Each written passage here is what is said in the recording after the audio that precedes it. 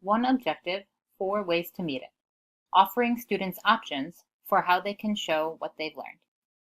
I asked my spring and summer 2017 students to share their experiences with my multi-option assignments.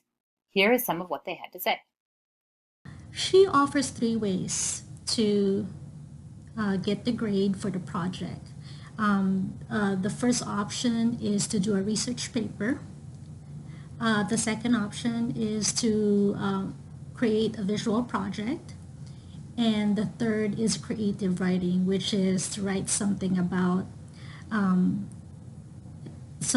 like, for example, you were a model for the artist or you were a best friend of an artist, and you can say something about him. As far as assignments go, she offered several different options.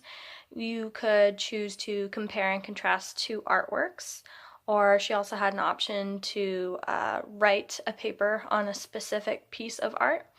And there was also the option to create a piece of artwork and then relate it back to what we were learning in class.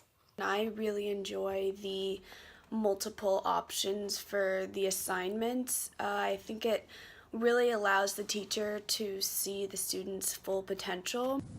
A research paper would have been very easy for me too, but because of the choices that she offered, I thought to go out of the box and try and explore something that I felt like was very difficult for me. I like the fact that I have 3 options for art projects.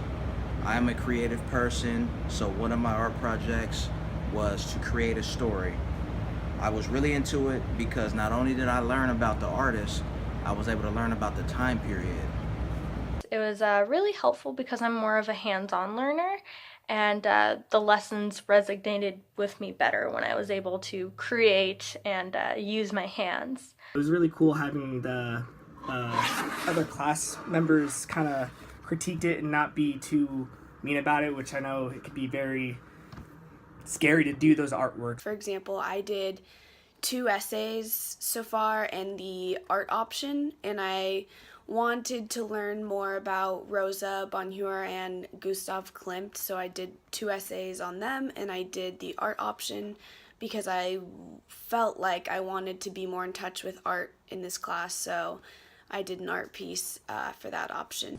I tried to be brave enough and do my visual project, and it turned out really, really amazing. So as you can see from the background, those are my projects actually. I do get a lot of writer's block, and it's just easier for me to be more open with my drawings and be more involved. I would just like to say that I hope that this option for project would continue because it has been so helpful.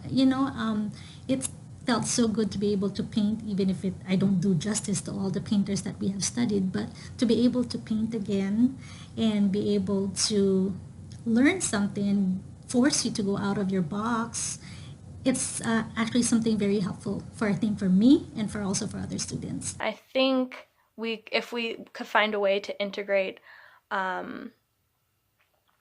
this type of teaching as far as presenting different options and for different types of learners, I think students would be overall more successful. Thank you to the students featured in this video: Shelby Cobbs, Randy Holman Kelly, Laurel Stanek, David Zavix, and Montrell Harris.